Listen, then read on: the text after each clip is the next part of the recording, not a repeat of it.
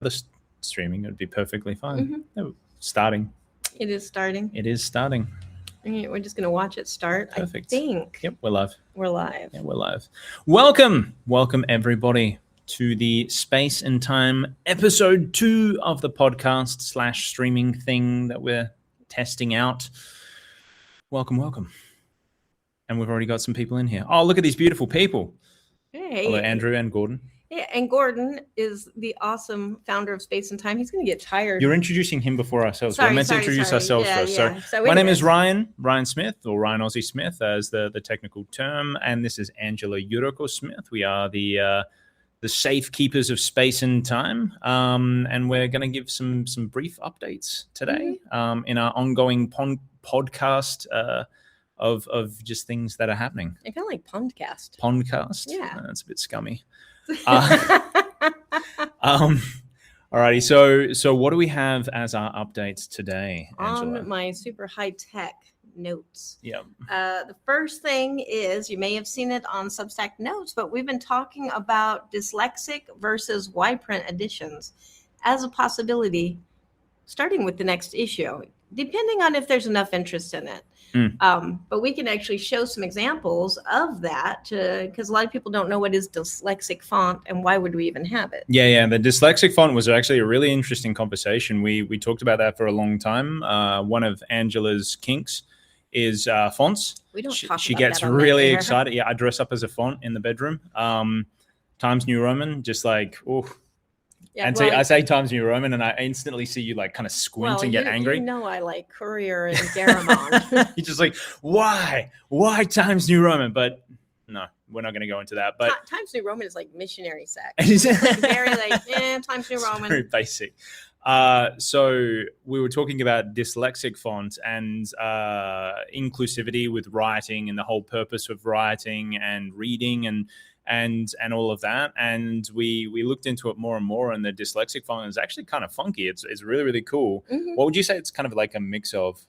I feel like it's almost like the Matrix, the code that belongs behind everything in the Matrix. That's what it kind of reminds me of. It can move very fast, but you can still read it because it's optimized for readability. Yeah, readability, but I think specifically for dyslexic readers. Yeah. Which that's why Authortunities, incidentally, is light blue, has a light blue background on the newsletter if you actually visit it on Substack.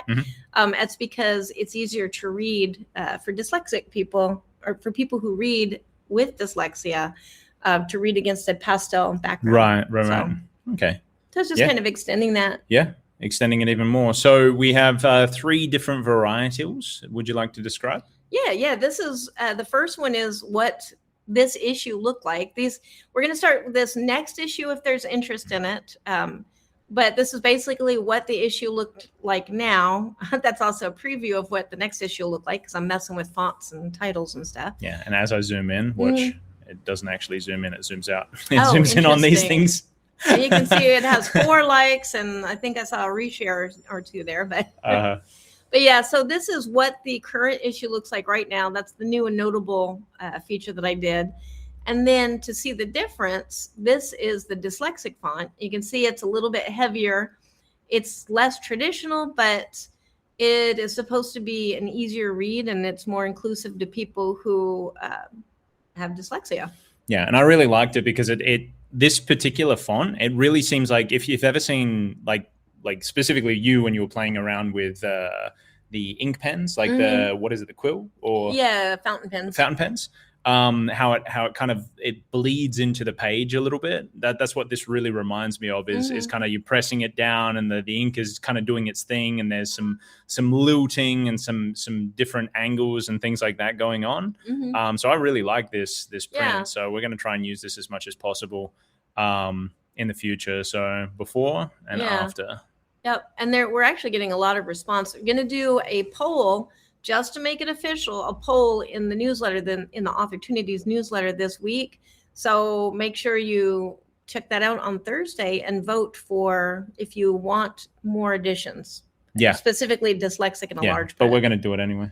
Maybe. No, we have to make people no. Like we have choice. to. You're part of this. It's like, nah, I like it. Let's do it. I do like it too. Yeah. But that's why we would keep the regular version and another edition would be the dyslexic, because not everybody might like this. Yeah, exactly. And, I don't want to force it down everybody's throat. True. And then there was a third version that we were looking at for our large print. So those who have a bit of difficulty seeing, and a lot of our audience, are printing things out, and you can't zoom in. Just like on this page, you can't zoom in for some reason. But you can still read it. Yeah, so it's looking at large print as well, because we're very big on inclusivity when it comes to this, which is why we originally had the audiobook versions of Space and Time, but then that didn't really work out, and we're gonna see if we can do something with that as well. Potentially get back to a lot of cost and other hurdles to do. Haven't given up on it yet, though.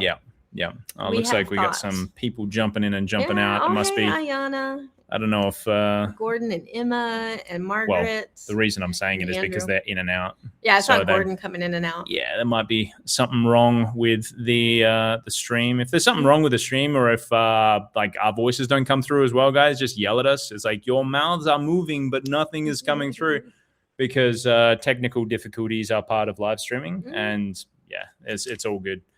And if you have any questions about anything, or you want to make a comment, just leave it in the chat, because we are looking. Yep. All right. So that was one update that we had going on. What was the update that we had over here with the May? Oh, I'll get to that. That's when we're talking about the cover. Okay. But I do, because it's already almost May in my brain. May will be the 150th issue coming up. Perfect. So 150. The fiction selections, wrapping up those now, and I should be announcing those, like, I want to say today, but that means I'm definitely cursing myself to be delayed. So I'm going to say very soon. Could be today, but most likely by Thursday, because I have to do the newsletter on Thursday. Yeah. And I want to put them in there. Yep. So, and the cover, don't have a cover reveal quite yet. Wednesday, a lot of that is going to be happening.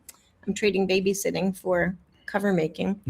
But it's going to feature the Hanged Man. And that's what that is. The Hanged Man, because the theme is rest is resistance, or rest as resistance. Oh, I got a soundbite for this. So I was going to read it like this. So, The Hanged Man. This is not passive rest, but chosen stillness as power. The Hanged Man reframes rest as strategic surrender and perspective shift, with which aligns beautifully with resistance. So you can see why I married him first. Because I pretend to be English. Mm-hmm. Yeah. And I want to point out, I keep wanting to mention this, that you were once voted creamiest voice on Twitch, I believe. Yeah, by like somebody that, no.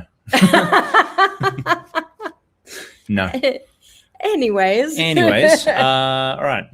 Yep. So that is the cover for 150 will feature the Hanged Man, and that is to celebrate the theme of rest as resistance. The Hanged Man card is a perfect display of that, and Ryan just read why in his creamy voice. Yes. So. All right. What else? Next, we're celebrating National Poetry Month for our social media, which really consists of Substack notes right now, because the rest of it's obnoxious. But I will try to go over and sully myself by sharing on the other socials. But every day we are sharing a poet, one of the poets in 149, on the Substack notes. So you can go over and feel free to grab the images, grab the write-ups, and share them anywhere that you would like. And I may or may not share them on the other social medias that we have. Yeah. But Substack notes, yes. Yes. And then Silk and Sinew, our partner for this week, because we have a partner every week. Today we are celebrating Silk and Sinew, which is a partner spotlight in the magazine in 149.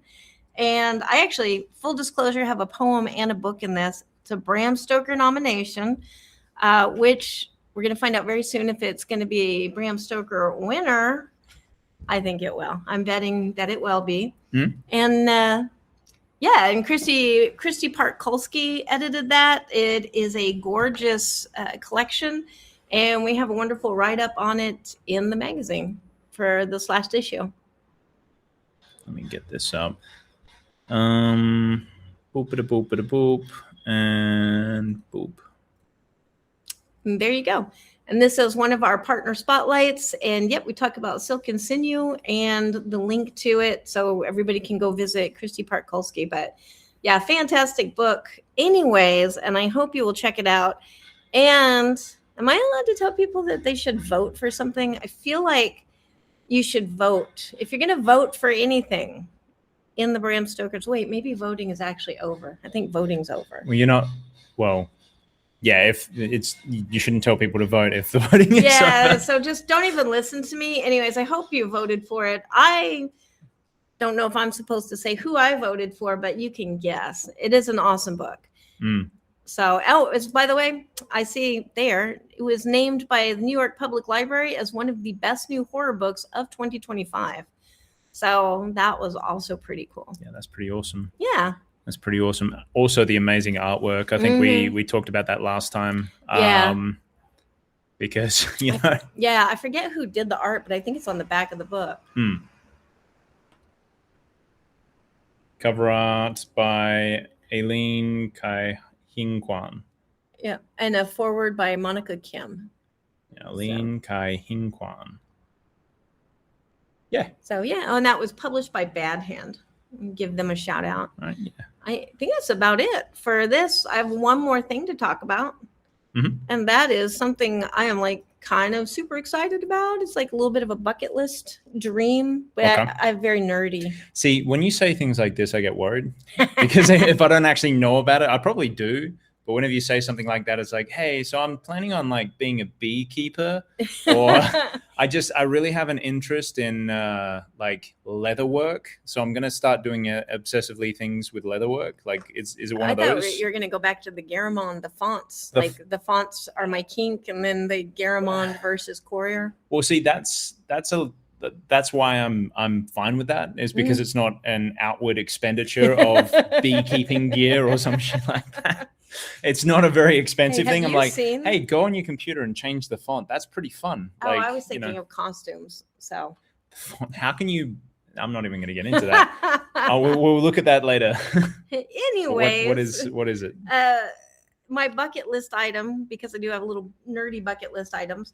I am going to be a Readsy Prompts judge this week. I will be the Readsy Prompt judge for this week. And Readsy Prompts is from Readsy, of course. If you're not familiar with it, I share it every week in the newsletter anyways, and I've entered it a couple times myself. You actually can win $250 for your short story. Awesome. I believe it's under 1,000 words, and we actually have the page up so we can show it.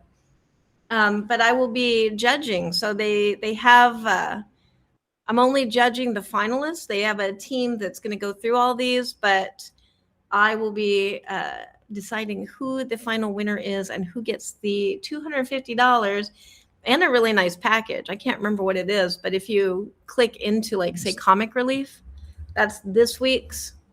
It should talk about entries, stories, 3 days left. Yeah, and then down at the bottom it talks about submissions should be 1,000 to 3,000 words. I think I saw. Just go to that link that's just dropped in the chat if you want to jump into these contests. So which one was I looking at? Oh, look at just Comic Relief. This isn't the one that I'm doing. Heads up, the one that I'm going to be doing is talking about the tools of creation. So, but this is this week, so you can still actually enter this one if you want. It's free to enter. I think to be eligible to win the prize money, I think you have to pay like $2 or something, which is pretty, and I think that's how the prize money happens. Yeah. That's how they're funding it. Part of it. Yeah. And I think you get a bunch of other really nice things, and I can't remember what they are, but I will by the time I'm judging it. But yeah, so next week we could actually talk about what's happening with that contest, because I will be in the middle of judging it. Yep. So, but yeah, so that is like my big cool thing. I have been fooling around with Readsy Prompts contest for a while, and I'm always like, how do I get to be a judge? I really want to be a judge because it sounds very cool. Yeah, and this is like great setup. Like this is a really great setup. It's got everything that you need to know. You've got the submission guidelines, FAQs, prize money entry stories, and most importantly, when you can apply. Yeah, and they have 5 different prompts each time based on that theme. Yeah. And so I wrote up 5 different prompts, and I can't tell you what they are because that would probably be unfair, but you can private message me. And I'm not saying that I would or I wouldn't, but you can private message me, indeed. And yeah, I can't think of anything else to say about that except I'm super excited. I'm reading through these prompts, and I think my favorite is include the line "I don't understand" or "I should have known," because "I should have known" is just always the dark twist at the end of a story. Which one is your favorite? Just in this specific one, I'm just interested. I think center your story around an unexpected criminal or accidental lawbreaker, because that is obviously going to be a raccoon. Yeah. Oh, obviously. I was like, that's too generic, but I mean, raccoon. Yeah, I guess. Write a story of people. Nah, we don't want point of view of that. No. No. All right. So I think that's all of our updates. Yeah. I want to thank this week's partner sponsor, Silk and Sinew, Christy Park-Kulski. I hope you will go check her book out. Yep. And check out our pages to find out if you want to become a sponsor as well. We have that information where? In the end of this issue. End of this issue. Yeah, I should probably put it on the website. Yeah, we should stick it on the website, make it an easy like landing page or something like that. Yeah, we only take 4 to 5 people a month though, so Yeah. I don't want to be fielding tons and tons of emails. But yeah, I could make that easier to find somewhere. So we talk about accessibility. Yeah, but that's good. It's a tight 15 this week. We're planning on doing this every week on Tuesday. 3:30 our time in the afternoon, but around about midday for most of the US. And we've got the podcast or the live show scheduled. And we're going to be playing around with making it a little bit prettier and a little bit better audio in the future. That's because this guy does that professionally. Yeah, but as we go, so keep an eye out for it, and yeah, we'll see you next time. Yeah, thanks for everybody who caught us live, and welcome. And otherwise, I'll just catch you on the replay, I guess. Yeah, we'll catch you on the replay. Love your faces, and we'll see you next time. Bye. Bye.